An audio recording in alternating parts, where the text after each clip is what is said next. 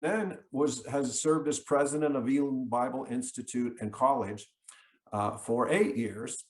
And his heart is really to strengthen young leaders. He's now recently founded a ministry called Not Many Fathers. And this is a quote that expresses his heart. He says, "The greatest thing I can do right now is to help the next generation of Christian leaders accomplish more than I ever have." So that's his heart. That's his heart for us. And so I just want to ask you to open your heart to him. Pastor Mike, it's all yours. Well, thanks so much, Jack and Jason. And this is just a tremendous opportunity to be with you all. I've been looking forward to it. And so I'm very excited about today. You were sent some notes, and those will help you to follow along with me. I mentioned that because the website is down there. If I say anything today, I'm going to be talking about being a change agent. If I say anything today that you think, wow, this would be helpful for people I'm working with or that kind of thing, at the website, this is actually part of a small book that's written there on how to lead your ministry through change. That book is totally free. You can download it. And then there are several other resources like that you might find helpful. And so feel free to access any of that. It's free and hopefully helpful to you and something that will be a good deal. Well, I want to talk to you about being a change agent. And when I say being a change agent, you might hear that and might say he wants to talk about surviving change because, we've had to do a lot of change survival in the last 2 years. Or you might hear me when I say being a change agent, and you might think he wants to talk about responding to change. And the fact is, when it comes to responding to change and surviving change, the church leadership has gotten major lessons in that in the last couple of years. And the reality is, I really would have nothing to say to you about those things that you don't already know, and I'm sure could teach me many lessons in that thing. But what I want to talk to you about is not either one of those things, not surviving change or responding to change, but I want to talk to you about initiating change. And that is leading the ministry that you're involved in and leading the people that you work with, leading them in a direction that you are sensing God is telling you to go after. Now, in your notes, it says one of the great barriers to change is we fear the price of being a change agent. We fear the price of being a change agent. And this is one of the things, so many of us, we shrink back when it comes to this idea of trying to bring change into the ministries that we're working with. We actually find ourselves kind of shrinking back. Joseph was a change agent and he was rejected by his brothers. Moses was a change agent and no Jew wanted to receive his leadership. Nehemiah was a change agent. He was ridiculed, mocked, and threatened by those who wanted to keep things the way they were. Jesus was a change agent. He was rejected by the very religious leaders who represented God's work at the time. Paul was a change agent, and he was viewed with suspicion by the other apostles. And, some of us who have been exposed to people who have tried to do change. That is, they tried to bring change into the ministries that they were involved in, and this kind of, we may have been part of that. That is exposed to that, and we thought to ourselves, this is all wrong. And maybe they were harsh, maybe they were pushy in their effort to try and bring the change there, and we didn't want to be seen like that. And as a result of it, something inside of us, we just kind of shrunk back. We didn't rise to the challenge. In your notes, I put a little line in there. I said, we hate confrontation more than we hate stagnation. So we would rather live in a swamp with peace than by a river that cost us confrontation. And that's something that happens with us at times, is we just don't want to pay the price of change. We just say to ourselves, well, it's good enough the way it is. It's okay. It's not too bad. I can handle it. It'll work out. And we shrink back from really stepping into change. But I want to talk to you today about stepping into change. And I've been involved, as Jack was saying, I've been involved in a multitude of leadership experiences, entrepreneurial. Often my leadership experiences were that way. I pastored a church. You don't have to call me Pastor Mike. Jack calls me Pastor Mike. You can just call me Mike. It's just, when somebody's been in your church, they kind of get that built into them, and then that's the way they see you for the rest of your life. But and then all the way through to being the president of the college, and then ultimately now stepping out and just trying to be a legacy builder, trying to strengthen leaders all over the world. That's my heart.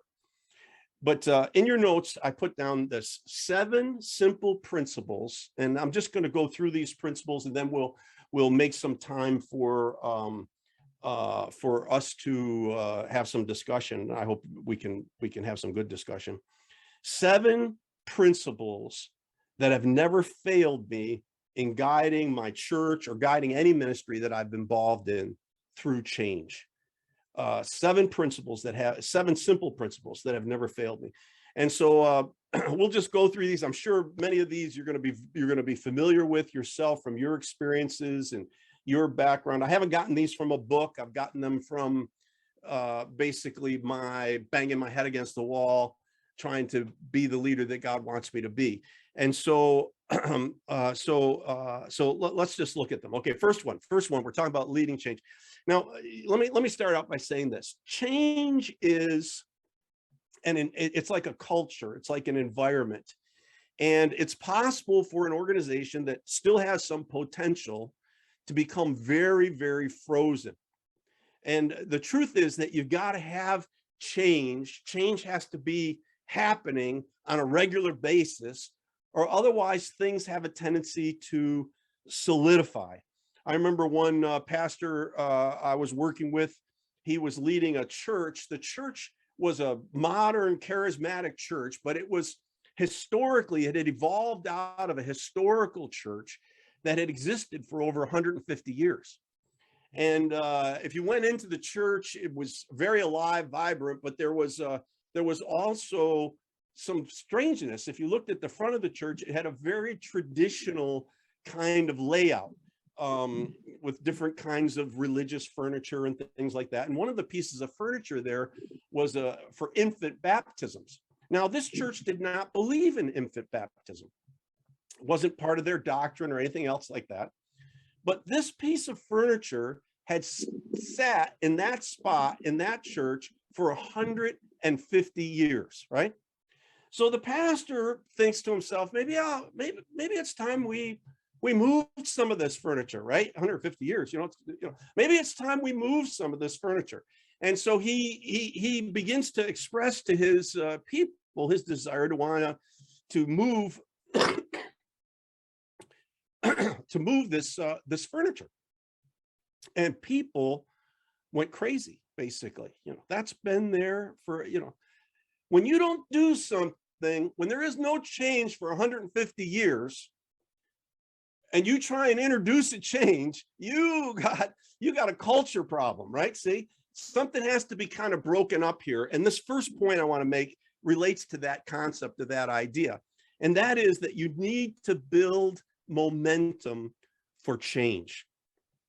When one change occurs that is successful, then it's easier to do another change. I've experienced this several times. I remember when I was pastoring the church, I wanted to go, it was early on, and I wanted to go to 2 services. And people were like very hesitant about this idea. I mean, there are tons of reasons, right? You get in your mind, people think about when you think about going to 2 services, what's going to happen? How are we going to handle the new workers we need? How is this going to happen? And, will my friends go to the same service? All kinds of things come into people's mind. And but I really felt the Lord wanted us to move toward a multiple service format.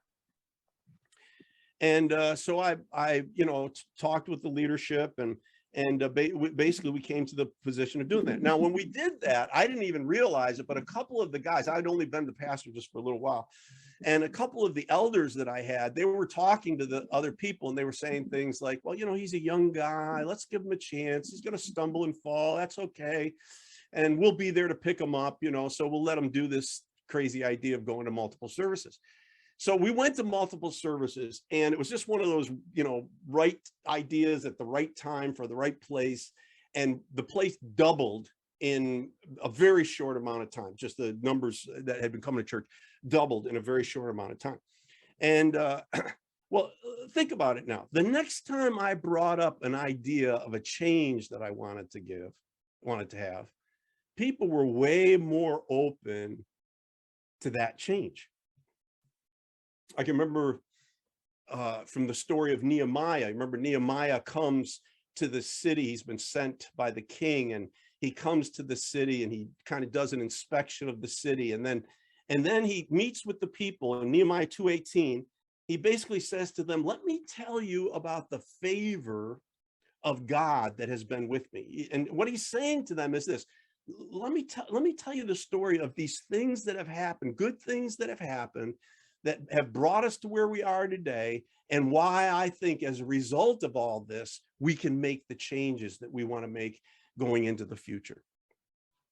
When I went to the Bible school, that place had gone through a bit of a struggle right at that time, and it was hurting financially.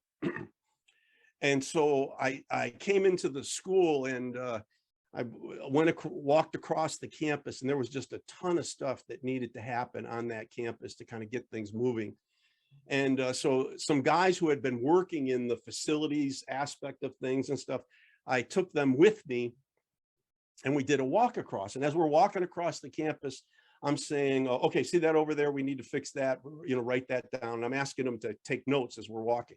And we go over there, and so there's a group of us that are walking, and these guys are some, and I can hear them as I'm saying, this needs to be done, and this needs to be done, this needs to be done. I can hear them in kind of like, well, what is he?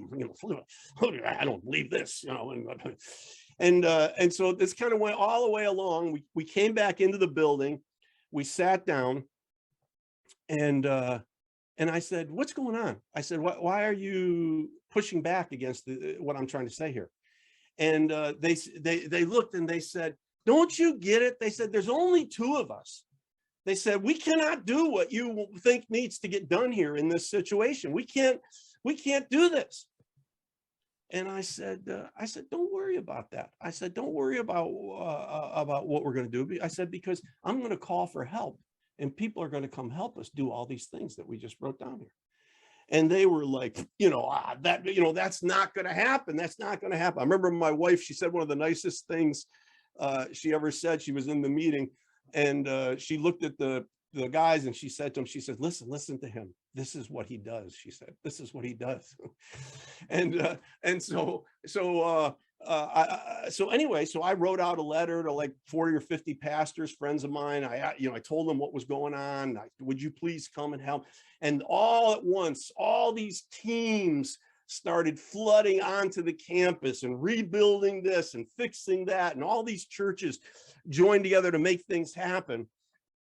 And when the next time I said to the people that were working with me, the next time I said, now we're going to do such and such, we're going to go after this goal, we're going to do this, they were much more responsive to me, because there had been a building of momentum of change. Often when I get into a new situation, I try to, it's weird. Every situation is different. It doesn't have to be big. For some churches, small churches I've worked with, just painting the front door was a major event, right? But once that happened and people saw something positive come out of that, then there was like a whole, things began to move. And then when one good thing happens, then you talk about another good thing. When another good thing happens, then you go after another good thing. And that momentum begins to build, and that culture of change begins to happen. Okay, second in your notes, when you're going to introduce a change, answer the key question everyone will ask about change. And this question is, how does this affect me? How does this affect me? Now, I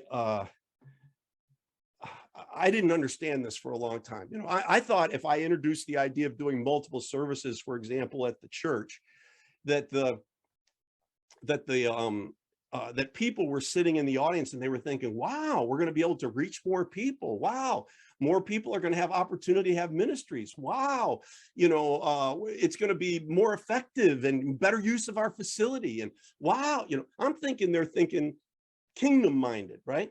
Nobody's thinking kingdom minded. I don't mean just, I'm not just speaking against church leaders. I'm talking about anybody. When you get hit with a change, the first question that comes to your mind, it's involuntary. It's like you can't hardly resist it. It's like we who are change agents have to understand it. The first question that's in their mind is, how does this change affect me, right? The first question is, if we make a change in the services, will I still make it home in time for the game? That is the thing that's popping into people's minds, right? The thing that's popping into people's minds is, you know, where will my friends be going in multiple services? You know, it's how it affects me. Will my kids be home in time for their nap? This is the kind of stuff that goes through our mind. And once you understand that and you realize that, you don't have to see that as, a lot of times we have a tendency to see resistance to change, to over personalize it. And when people kind of like they're questioning, they're tossing the thing back and forth, they're wondering, how is it going to affect me? We're thinking they're against what needs to happen. And it's not, it just takes time for people to process change. It's just the way, we're made up. And so you have to get it in your mind as the change agent. I've got to answer the questions, and I got to help people work their way through this issue of, how does this affect me? How is it going to impact my life? They're not thinking about big kingdom issues. They're thinking about their lives. I remember the time I really failed at this. I was very new in the ministry. I was an assistant pastor in a church, working with a pastor in a little church in upstate New York, Oswego. And the church had a little kitchen in it. You know, it was an old building, had a little church kitchen. And there was a woman who had done, you know, she had basically anything that had to do with that kitchen, she had been involved in. She was the kitchen mother. I don't know what you want to call it, but she was, you know, she was involved in that, in that thing. And that worked really well for years while the church was smaller. But while we were there, the church began to grow, right? And so it got to the point that there was no way that one person could do everything that needed to happen in that church. And so without really thinking about it, we just kind of started setting things up where she wasn't necessarily in charge of what was going on in the kitchen. And one day we're in a church service. We're getting ready to have like a lunch after church. The pastor is up preaching. I'm the assistant. It was in those days when people used to sit kind of in front of church, you know, in front of the church and look out at the people and everything. And I was sitting up on the stage, and somebody comes up on the stage and whispers in my ear. And they say, this woman, the mother of the church, the mother of the kitchen, they said, she's locked herself in the kitchen and she won't come out. And I'm like, what? And so, you know, I'm very dignified. I try and get off the stage and go down to the basement with the, you know, the thing. And now here I am. I spend the next 15 minutes, my face pressed against the door, knocking on the door, saying, please, you know, you have to come out, you know, and try to talk her out. And she finally did come out. We actually got the dinner ready and everything worked out okay. But I don't blame that on her. I blame that on me and my pastor that I was working with. We should have worked with her and helped her. We should have understood that the biggest issue in her mind wasn't a more efficient kitchen. The biggest issue in her mind was, how does this affect me? And it's my responsibility as the change agent to be thinking about that kind of a question. Okay, C.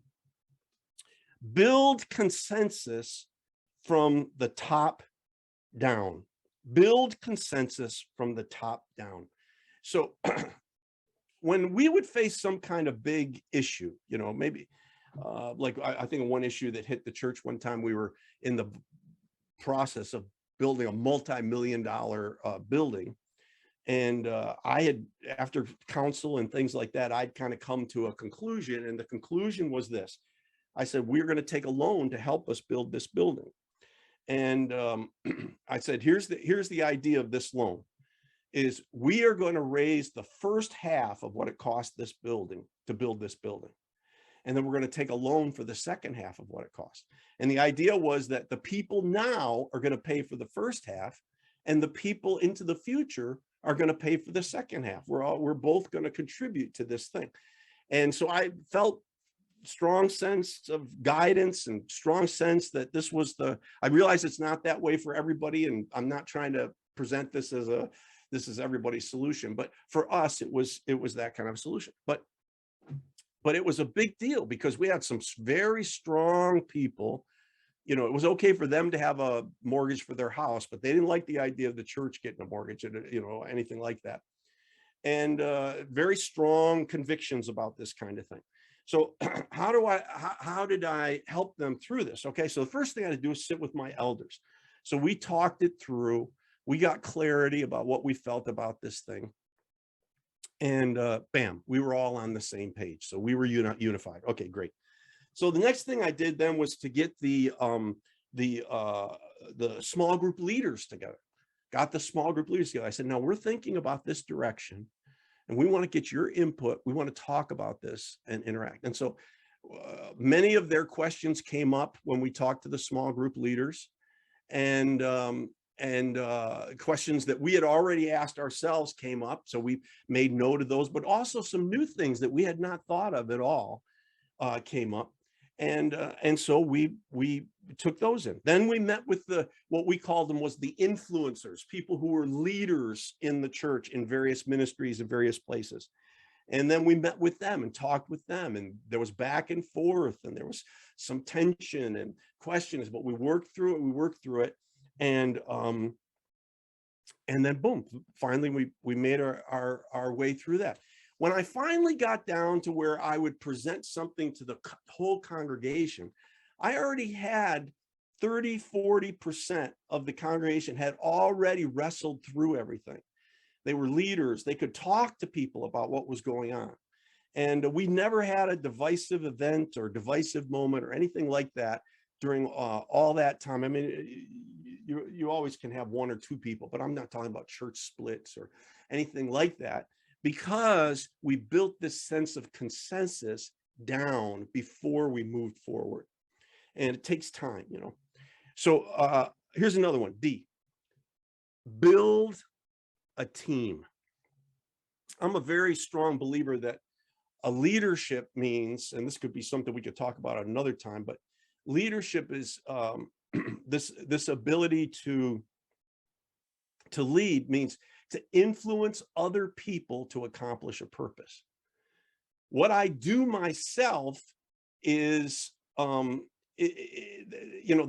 makes me a doer, but I'm a leader when I involve other people and I influence other people to accomplish a purpose. A lot of us get messed up there, and we think that somehow it's unspiritual to lead, and that somehow, we always need to be willing to do, but really doing and leading are two different jobs. But this is, I just can't talk about it now.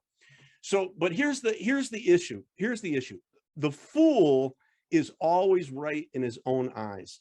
So I really, for myself, I always liked the idea of having a team of people that could help me work through things. And I worked with a team. And there's a great little 4-letter, I think this is in your notes, on this idea of team. And how you pick your team members, and there are several things here: competency, character, chemistry, and call. Okay. And so, I'm always looking for people who fill these roles. They're competent people. They're people of character. They're people who have a call to leadership, but also they have to be people who have a chemistry with me. Now, what do I mean by that? I don't mean by that they agree with me. As a matter of fact, I really don't like it if I have people around me that agree with me all the time, because the whole reason I need my team to interact with me is to help me see things I'm not seeing, right? And so this is just it's just part of the process. But I do need people who I feel safe with. I do need people who I trust. I do need people who I feel a connection. Now, I've known some leaders over the years who have said, oh, no, when I put my team together, I just don't, it doesn't matter what I feel. I'd even put somebody on my team who doesn't like me, or, this kind of stuff. But I just don't believe that's necessarily a sign of spirituality at all. I think that like I said, not having people who just agree with me all the time, but people who have a common chemistry with me is a very, very important part of building team. Now, when I build team, I begin with vision. I focus on what we're trying to accomplish, and what it is God's trying to say, what He's trying to do in that kind of way. And then I put something, once you have the vision and you're working with people, you need to give them some room, right? It can't be everybody's doing everything the way you want it done. That's just not how it works. It can't be like that. You've got to give those people room. Once they understand what needs to happen, you got to give them room so that they can work on it in their way. They will have a way, they'll have an angle how to go after that. And one thing that's helped me is a little quote I put in your notes. And it says this: see yourself as the spark in the engine and not the steering wheel of the car. See yourself as the spark in the engine. This is if you meditate on this a little bit, this is really going to help you. See yourself as the spark in the engine, not the steering wheel of the car. And, the steering wheel of the car means you have to control everything. You're in charge. You got to move the thing over. Where if being the spark in the engine means the thing is happening, it's going, but you're not having to necessarily hold on to everything for it to move forward. As long as things are moving forward, I'm I'm encouraged. And this is the good thing about getting your vision established first, right? Because it's like getting on a bus, right? When you get on a bus, everybody wants their own brake, their own steering wheel, their own everything, right? Every person in the bus, right? You get onto the bus. So you put on the bus something in the front of it. It says Denver, Colorado, right? Now, when I get on that bus now, as long as that bus is going toward Denver, I'm generally at peace, right? It's the thing is moving toward Denver. Okay, so we're at peace. Otherwise, I find myself wanting to stomp on the brake or grab the steering wheel or whatever. Or I have a whole bus full of people. They all have their own idea of where the bus is supposed to go, and everybody is trying to do that on the bus, right? And so we take the time to establish where we're going, and then we move forward in that. Okay, next one. Communication plus time equals united change. Communication plus time equals united change. This is, again, a very powerful principle. If you get a hold of this, this has saved me so much pain over the years. Communication plus time equals united change. People process information at different speeds. And if you try to get everybody, this was such a hard lesson for me to learn, because I'm kind of an on my feet thinker, right? And and I'm a decision maker, so I'm ready to make decisions. So I would go into a meeting with good people, good team that I had, good stuff like that. And sometimes the people in the meeting would end up feeling kind of ridden over, not because I hadn't given them a chance to talk about something. It was just that I gave them a chance to talk about it, but I didn't give them a chance to process it. So I would say, I would be in the meeting, we'd bring up a problem, everybody would have their chance to give input, I'd make a decision, time to go, let's go, right?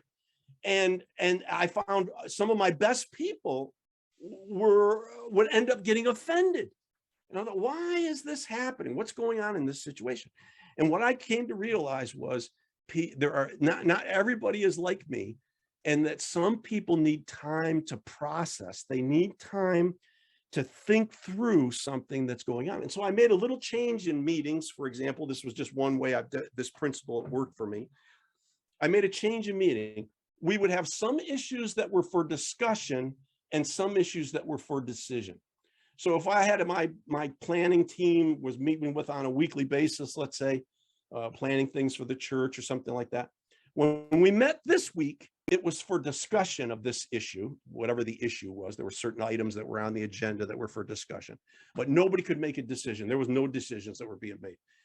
So you could discuss it, go home, have a week to think about it. When we came back the next week, no discussion, time for decisions. We would make decisions on the thing. But during that week, what used to happen before that was I'd make a decision. Then 2 days later, one of my best guys or gals would call me up, and they would be like, I was thinking about that, and I'm thinking this, and I'm wondering about this. And I realized I had not given them time to process. And, and I think, part of immaturity is when you perceive the fact that people need a little time to process, and you perceive that as somehow resistance. They're resisting me. This is why they have to process it. Otherwise, they would just be able to make a decision like I'm able to make a decision. But they haven't had the time that you've had to think the thing through, and they need to be able to process. And so this was another thing that I found very helpful. Okay, next one. Resign yourself to the fact that every change will be resisted by someone. This doesn't mean they're evil, doesn't mean they're doing anything wrong. It's just that every change will be resisted by someone. Who is it going to be? Sometimes they're in process. Sometimes they're not going where you are. Sometimes they're wrestling with the need for change in their lives. Sometimes they see change as a betrayal of Christ. This is just their thinking in something. And so we have to be very careful. Every change is going to be resisted. It's going to be resisted by someone. And we need to be very careful not to personalize that, not to make it somehow, I've got to, put them in their place, or I've got to, you can take time. It's communication plus time equals united change. You got to give people time to process the thing. If I was changing if I wanted to change the services in the church, for example, January would come around and I'd say, something, I'm looking at the church. It's so fantastic. I think, we could do really well with multiple services, right? At the end of that service, people are lined up after the service to talk to me. Pastor, we're not going to 2 services, are we? And I said, oh, no, I'm not saying we're going to 2 services. I'm saying it's interesting. I think there is some potential. There's some things there. Another 3-4 months later, I might talk about another aspect of multiple services. People are lined up again to talk to me. Oh, Pastor, we can't, and then as the time would go on, I'd find myself down in August or something like that, or July, and all at once people were coming up to me and they were going, Pastor, when are we going to go to 2 services? I didn't think you'd like that idea. Well, no, I've had a chance to think about it, right? And they had time to process. Communication plus time equals united, united change. uh, okay, last one, and very, very quickly, the leader is the tribal storyteller. What do I mean by that? This is something we don't recognize. It's a sacred responsibility that you have as the leader of the team. And that is to tell the stories of your team. And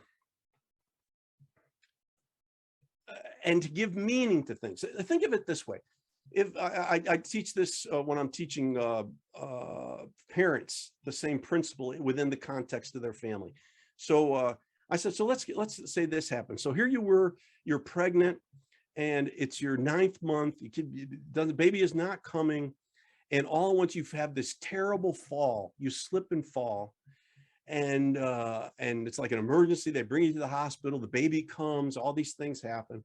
I said, now how do you give meaning to that event after it's over with, right?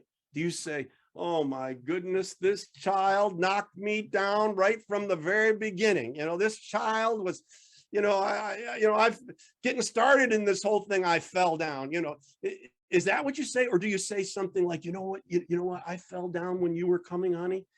And it reminded me that though you fall, you shall not be cast down, for the Lord will uphold you with his hand, right? See, it's the same event, but the mother gives meaning to the event, right? And that child remembers that event through the framework that the mother has given. In the same way, in the church, the same kind of thing can happen. I can remember we were building a wing on the building. It was a 10,000 square foot wing. They were involved in the process of putting up the rafters, and a microburst came up. The rafters all tipped over, they sagged, and the whole building exploded. Just the whole 10,000 square foot addition blew to pieces. Like literally, it looked like a bomb had gone off in it because of what happened. And there was this pile of rubble, and I knew, when this happened, first I was like overwhelmed, and then I realized it's my job to give this event meaning, right? Does this mean there was something wrong with our vision? Does this mean that this thing? And I said this, I told my staff, I said, this coming Sunday, I said, we're going to end the service out on the rubble. I'm going to stand on top of the rubble, and I just got out there and just, talked about how barriers come and things knock us down, but we will rise again in the midst. And we're going to finish this off. We're not going to be held back by this. And I interpreted, and that's part of the job of the leader, is to bring that kind of interpreting to the events and the changes that are happening.